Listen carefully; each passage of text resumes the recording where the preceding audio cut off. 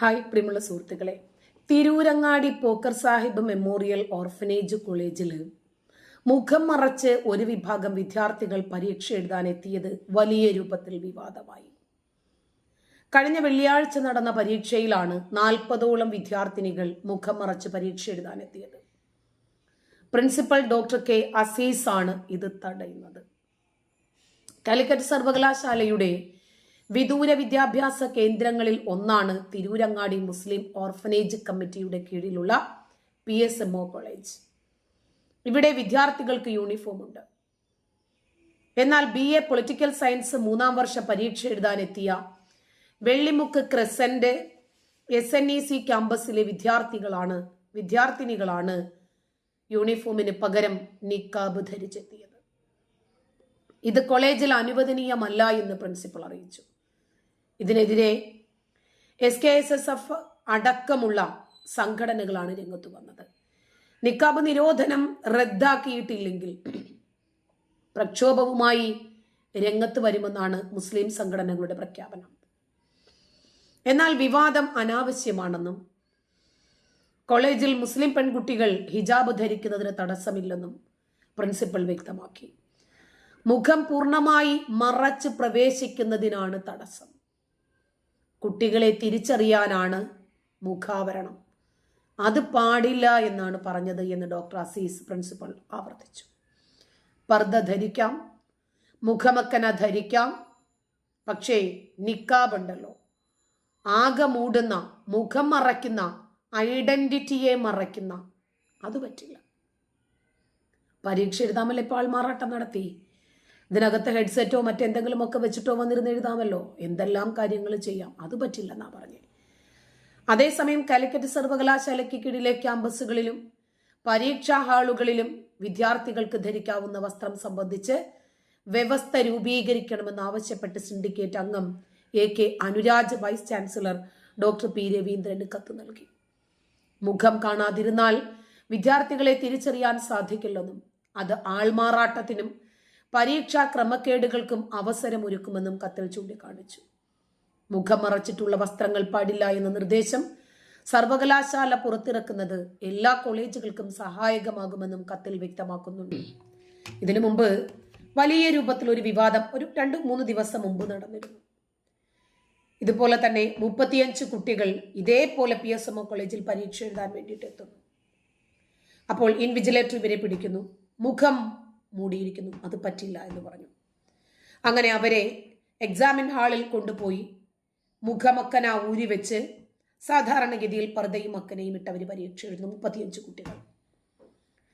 എന്നിട്ട് അവരെ പരീക്ഷ എഴുതി പരീക്ഷാ ഹാളിന് പുറത്ത് നിന്ന് തന്നെ അവർ വീണ്ടും ഊരി വെച്ച ഈ നിക്കാബ് എടുത്തിടുകയും അവർ വീട്ടിലേക്ക് പോകുകയും ചെയ്യുന്നതിനിടയിൽ ഗേറ്റിന്റെ അവിടെ വെച്ചിട്ട് ഈ മുഖമക്കനകൾ ധരിച്ച 35 പേരെ ഒരുമിച്ച് ഈ ഡോക്ടർ അസീസ് എന്ന് പറയുന്ന ഈ സ്ഥാപനത്തിന്റെ പ്രിൻസിപ്പൽ കാണുന്നു. അവരെ വിളിക്കുന്നു അകത്തേക്ക്. എന്നിട്ട് പറഞ്ഞു, ഈ കോളേജ് ഗേറ്റിനകത്ത് നിങ്ങൾക്ക് മുഖം മറയ്ക്കാൻ പറ്റില്ല. കോളേജിന് പുറത്ത് അത് നിങ്ങളുടെ ചോയ്സ് ആണ്. അതിനകത്ത് ഇടപെടാൻ ഞാൻ ആളല്ല. എൻ്റെ സ്ഥാപനത്തിനകത്ത് വരുമ്പോൾ വ്യക്തിത്വം മറയ്ക്കുന്ന, ഐഡന്റിറ്റിയെ ഹൈഡ് ചെയ്യുന്ന, ആൾമാറാട്ടം പോലും സാധ്യമാകുന്ന ഈ വസ്ത്രം, ഈ വേഷം പറ്റില്ല. പിന്നാണോ പരീക്ഷ എഴുതാൻ? അങ്ങനെ ആ 35 കുട്ടികളെ വാൺ ചെയ്ത് ഈ ഡോക്ടർ അബ്ദുൽ അസീസ് വിടുന്നു. അതിനുശേഷം ഇന്നലെ 40 കുട്ടികൾ കോളേജിന്റെ യൂണിഫോം ധരിച്ചിട്ടില്ല. അവർ കറുത്ത പർദ്ദയാണ് ധരിച്ചിരിക്കുന്നത്, മുഖം ആകെ മൂടുന്ന വസ്ത്രമാണ് ധരിച്ചിരിക്കുന്നത്. വീണ്ടും പരീക്ഷാ ഹാളിലേക്ക് വരുന്നു. ഇതെന്തിനു വേണ്ടിയാണ്? ആ സ്ഥാപനത്തിലെ കുട്ടികളെ കൂടി സാരമായി ബാധിക്കുന്നതിന് വേണ്ടിയും. ഞങ്ങൾക്ക് മതമാണ് മുഖ്യം, ഞങ്ങളെ മതവേഷം ഇസ്ലാമിക സ്ഥാപനത്തിൽ അനുവദിക്കുന്നില്ല എന്ന് പറഞ്ഞ് വാർത്താ മാധ്യമങ്ങളിൽ ഇടം പിടിക്കുന്നതിന് വേണ്ടി തന്നെയല്ലേ? ആ സ്ഥാപനത്തിന്റെ സമാധാനം നശിപ്പിക്കുക, അത് തന്നെ ലക്ഷ്യം. ഇവർക്ക് അറബി കോളേജുകളിൽ പോയി പഠിച്ചാൽ മതിയല്ലോ. അങ്ങനെയാണെങ്കിൽ അവിടെയാണെങ്കിൽ ഇതൊരു നിർബന്ധ വസ്ത്രധാരണവുമാണ്. മറ്റുള്ളവരുടെ കൂടി സമാധാനം നശിപ്പിക്കാൻ ഇവരിങ്ങോട്ട് വരേണ്ടതില്ലല്ലോ. ഇത് തന്നെയാണല്ലോ നിർമ്മല കോളേജിലെ നമസ്കാര സമയത്തും നമ്മൾ കണ്ടത്. നമുക്ക് നമസ്കരിക്കാൻ പ്രത്യേകമായിട്ട് സ്ഥലം അനുവദിക്കണം. തൊട്ടടുത്ത് പള്ളിയുണ്ട്. പള്ളി നമസ്കരിക്കുന്നതിന് വേണ്ടി മാത്രമുണ്ടായ സ്ഥാപനമാണ്. ഇവർക്ക് പ്രശ്നമില്ല. ഇവർക്ക് ഒരു രൂപത്തിലും പരാതികളില്ല. എന്നിട്ട് ക്രിസ്ത്യൻ സ്ഥാപനത്തില്, ക്രിസ്ത്യൻ മാനേജ്മെന്റ് സ്ഥാപനത്തിൽ ഇവർക്ക് നമസ്കരിക്കാൻ സ്ഥലം വേണം പോലും. ഇതിപ്പോൾ ഇസ്ലാമിക സ്ഥാപനമായതുകൊണ്ടും അവിടെ ഉണ്ടായിരുന്ന പ്രിൻസിപ്പൽ ഡോക്ടർ അബ്ദുൽ അസീസ് എന്ന വ്യക്തിയായതുകൊണ്ടും അന്ത്യചർച്ചയ്ക്ക് ഈ വിഷയം വന്നില്ല. അടുപ്പുകൂട്ടിയുള്ള ചർച്ചകൾക്കൊന്നും ഈ ഹിജാബ് വിവാദം സ്ഥലം പിടിച്ചില്ല. അതിനത്രയും ഹൈലൈറ്റ് ആയിട്ടുള്ള ഒരു സെൻസേഷൻ കിട്ടിയതുമില്ല. എന്തുകൊണ്ടാണ് എന്ന് പറയേണ്ടതില്ലല്ലോ. ഇതൊക്കെയാണ് നമ്മുടെ നാട്ടില് വ്യാപകമായി നടന്നുകൊണ്ടിരിക്കുന്നത്.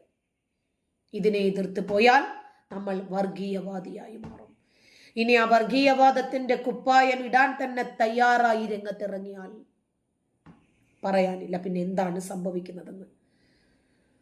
മുമ്പ് ഞാൻ പഠിച്ച മഞ്ചേരി ജാമിയ നദവിയ അറബി കോളേജിൽ ഇതുപോലെ മുഖമക്കനകൾ ധരിച്ചെത്തിയ കുട്ടികളെ സംബന്ധിച്ച് ആവേശം അവിടെ പറ്റില്ല എന്ന് പറഞ്ഞ അങ്ങനെ ഒരു പ്രശ്നമുണ്ടായിരുന്നു. ഇസ്ലാമിക സ്ഥാപനമാണ്. കേരള നദ്വത്തുൽ മുജാഹിദീൻ എന്ന് പറയുന്ന മുജാഹിദ് വിഭാഗം KNM നടത്തുന്ന സ്ഥാപനമാണ്. BEd കോളേജ് ഉണ്ട്, അറബി കോളേജ് ഉണ്ട്, ട്രെയിനിങ് കോളേജ് ഉണ്ട്, താസിദുൽ ഹദീസ് ഉണ്ട്, തഹ്ഫീമുൽ ഖുർആൻ ഉണ്ട്, ഇല്ലാത്തതൊന്നുമില്ല. ഹൈസ്കൂൾ വരെയുണ്ട്. അറബി കോളേജും ആർട്സ് കോളേജും ഇതെല്ലാം നടത്തുന്ന ഒരു കോളേജിനകത്ത് ഓരോ വിഭാഗത്തിനും ഓരോരോ പ്രിൻസിപ്പൽമാരാണ്. അവരാരും ആ സ്ഥാപനത്തിൽ വ്യക്തിത്വം മറയ്ക്കുന്ന, ആകെ മൂടുന്ന ഈ അപ്പിക്കുപ്പായം അനുവദിക്കുന്നില്ല. അത് നാമമാത്രമായി മാത്രം ഒരു വാർത്തയായിട്ട് മാധ്യമങ്ങളിൽ വന്നു. അതാരും ഏറ്റുപിടിക്കുന്നില്ല. കാരണം ഇസ്ലാമിക സ്ഥാപനമാണ്. അവിടെ പിന്നെ പ്രത്യേകിച്ച് വോട്ട് ബാങ്ക് ഒന്നുമില്ലല്ലോ. വാദിയും പ്രതിയും മുസ്ലിങ്ങളല്ലേ. അവിടെ പിന്നെ ആർക്ക് വേണ്ടിയിട്ട് നിൽക്കാനാ? ഫസൽ ഗഫൂർ MES അദ്ദേഹം പറഞ്ഞു. ഒരുപാട് വിദ്യാഭ്യാസ സ്ഥാപനങ്ങൾ കണ്ടക്ട് ചെയ്യുന്ന ആൾക്കാർ അവരൊക്കെ. അവിടെ ഈ വ്യക്തിത്വം മറയ്ക്കുന്ന അപ്പിക്കുപ്പായമൊക്കെ നിങ്ങൾ ഇട്ടോ, മുഖം മറയ്ക്കാൻ പറ്റില്ല. ഡോക്ടർക്ക് രോഗിയെ തിരിച്ചറിയണം. അധ്യാപകന് വിദ്യാർത്ഥിയെയും വിദ്യാർത്ഥിക്ക് അധ്യാപകനെയും തിരിച്ചറിയണം. ആ രൂപത്തിലുള്ള വേഷം ധരിച്ചിട്ട് വരുന്നവർ വന്നാൽ മതി. ഇനി നമസ്കരിക്കണം, ഇസ്ലാമിക രൂപത്തിൽ വസ്ത്രം ധരിച്ച് വീട്ടിലിരിക്കണം. അവര് വീട്ടിലിരുന്നോ. 5 നേരം ബാങ്ക് വിളിക്കുന്ന ഉടനെ തന്നെ എനിക്ക് നമസ്കരിക്കണം, വീട്ടിലിരുന്നോ. ആരും പറയും ഇവരൊക്കെ വിദ്യാഭ്യാസം നേടിയിട്ട് എന്താ കാര്യം? ഓപ്പറേഷൻ തിയേറ്ററിനകത്തു വരെ ഞങ്ങൾക്ക് ആകെ മൂടുന്ന ഈ വസ്ത്രം വേണം എന്ന് നിർബന്ധം പിടിക്കുന്ന ആളുകൾ ഇവർ ഡോക്ടറായിട്ട് എന്താ കാര്യം? സർജന്മാരായിട്ട് എന്താ കാര്യം? അപ്പോൾ വിദ്യാഭ്യാസവും വിവരവും രണ്ടും രണ്ടാണ്. വിദ്യാഭ്യാസം ഉണ്ടെന്ന് കരുതി വിവരമുണ്ടാകണമെന്ന് നിർബന്ധമില്ല. വിവരമുള്ളവരെല്ലാം വിദ്യാസമ്പന്നരാണെന്നും ധരിക്കരുത്. തെറ്റ്. നന്ദി.